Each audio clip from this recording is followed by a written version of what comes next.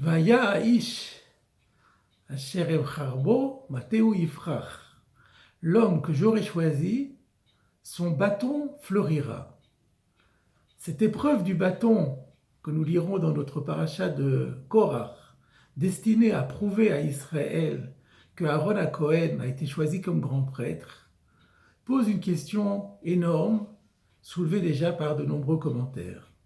Après tout ce qui s'est passé depuis le début de la paracha, après que Korach, Datan et Aviram aient été engloutis dans la terre, après que les 250 princes aient été foudroyés, après une épidémie qui a décimé 14 700 personnes, et que Aaron HaKohen en personne a su conjurer, était-il encore nécessaire de prouver à qui que ce soit que c'était bien Aaron HaKohen qui avait été choisi comme grand prêtre?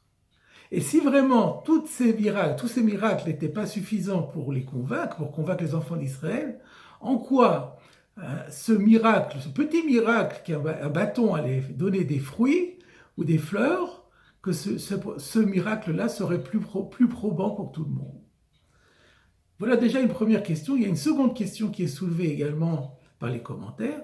C'est que lorsque le texte nous dit que Moshe Rabbeinu est rentré le matin, il a pénétré dans le sanctuaire pour voir l'état des bâtons, il a constaté que c'était le bâton de Aaron qui avait fleuri, mais pas seulement qu'il a fourni des fleurs, il avait fourni aussi des bourgeons de fruits et des fruits. Et là se pose une question. D'abord, en général, quand il y a des fleurs, les fleurs disparaissent pour donner la place aux bourgeons, puis les bourgeons donnent la place aux fruits. Mais on ne trouve pas les trois sur le même bâton. Et de toute façon, l'essentiel, c'est qu'il y ait des fruits. Donc pourquoi ce miracle dans le miracle? Pourquoi était-il nécessaire que le bâton produise et qu'il reste là jusqu'au bout? Le texte de Yoma dit que même lorsque le bâton a été ensuite entreposé dans le temple de Jérusalem, il avait toujours ses fleurs et toujours ses fruits. En quoi cela était-il nécessaire? Le Sfat Emet, que nous citons souvent ici, un grand maître de la pensée chassidique de la dynastie de Gour, répond à ces deux questions en soulevant une troisième. Pourquoi le verset insiste-t-il sur le fait que lorsque Moshe Rabbeinu a pris les bâtons de tous les représentants de chaque tribu, il a mis le bâton de Aaron au milieu des autres bâtons? Betor matotam, ou maté Aaron, le bâton de Aaron, betor matotam, au milieu des autres bâtons. Pourquoi insister sur ce point? Et le Sfat Emet nous explique qu'en réalité, si les enfants d'Israël avaient parfaitement compris que c'était la tribu de Lévi qui avait été élue pour servir à Kadosh Baruch Hu, et que le grand prêtre qui avait été choisi était Aaron HaKohen, il n'avait aucun doute là-dessus. Mais justement, ce qui était à la base de leur récrimination, c'était leur désappointement, leur déception, leur amertume, d'être mis à l'écart, de voir qu'une tribu et un homme avaient le monopole du service divin, que eux, quelque part, n'étaient que des spectateurs qui avaient un chargé de mission qui ferait tout à leur place. Et c'était ça qu'ils avaient du mal à vivre. Et c'est pour cela que vient l'épreuve du bâton. Et c'est cela que vient leur dire Moshe Rabbeinu, en mettant le bâton de Aaron au milieu des autres bâtons. Il leur dit, vous n'avez pas compris, il ne s'agit pas du tout de cela. En réalité, chacun d'entre vous a un rôle à jouer. Et le rôle de Aaron HaKohen, c'est simplement de récapituler les efforts de chacun, produits par chacun d'entre vous, d'en faire une sorte d'entité, de la faire fructifier, de la faire monter vers le ciel. C'est cela, le bâton de Aaron tout seul ne peut rien faire. Il faut qu'il soit entouré de tous les autres bâtons. Et là, après, il va faire une association de l'ensemble de votre apport. Sans vous, sans votre apport à vous, Aaron HaKohen ne peut rien faire. Sa grandeur, son mérite, c'est celui d'être capable de fusionner les initiatives, la pluralité d'expressions et d'expressions individuelles du service d'Akadosh Baruch Hu. C'est cela que Aaron HaKohen saura faire. Mais votre rôle, il est fondamental, il est incontournable. Et le Sfat Emet nous dit que son grand-père lui a transmis un enseignement du grand rabbi de Parchisra, qui disait que justement, c'est la raison pour laquelle le bâton portait à la fois des fleurs, des bourgeons et des fruits. Les fleurs et les bourgeons faisaient allusion aux efforts fournis par chaque individu dans le peuple d'Israël, au sein du peuple d'Israël. Les fruits qui couronnaient l'ensemble, eux, matérialisaient et symbolisaient l'action de Aaron HaKohen. Et alors nous comprenons pourquoi ce bâton devait être au milieu de tous les autres bâtons, pourquoi ce bâton apportait des fleurs, des bourgeons et des fruits. Et nous allons pouvoir répondre encore à une autre question qui est soulevée par le Rav Sorotskin. Car le texte termine, l'épisode se termine par les mots suivants.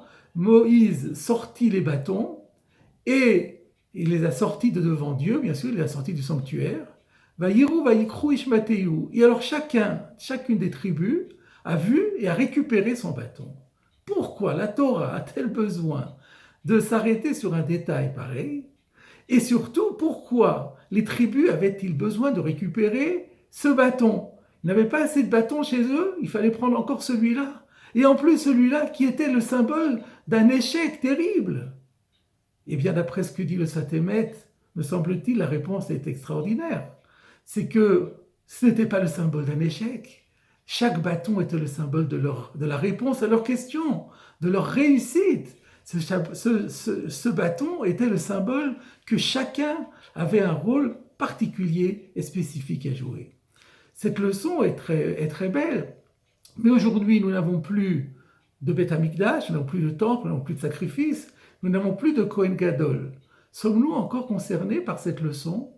Eh bien il semble que oui, car le Sfat Emet cite à propos de son explication le verset 10 du chapitre 3 d'Isaïe, qui dit « Imru tzadik kitov, ki frim alelehem yochelu » Dites au juste qu'il sera heureux, parce que ils vont manger, ils vont jouir du fruit de leurs actions.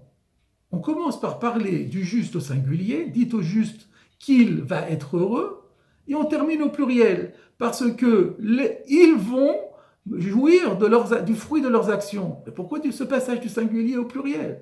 J'ai d'ailleurs vérifié dans la Bible du rabbinat, il met tout au singulier pour que ça soit cohérent. Mais le texte ne dit pas cela. Alors le Sfat Emet nous explique, voilà comment il faut comprendre le verset. Dites au juste qu'il sera heureux parce que, sous-entendu, grâce à lui, les autres vont jouir du fruit de leurs actions. Grâce à l'action du tzaddik, tous les autres vont jouir de leurs actions. Ce qui veut dire que nous n'avons plus de Kohen Gadol, mais nous avons des tzaddikim. Il y a de par le monde des personnes éminentes que nous ne connaissons pas nécessairement et qui portent le titre de juste.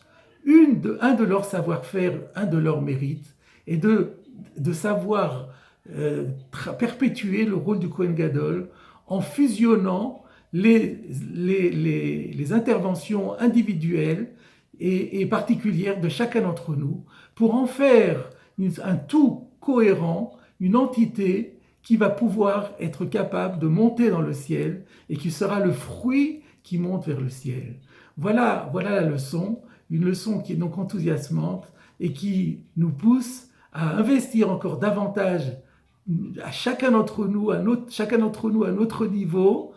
Poussons notre avantage au maximum dans le service divin pour que les tzadikim en fassent un tout cohérent et qu'ils le présentent devant Akadosh Baruch Hu.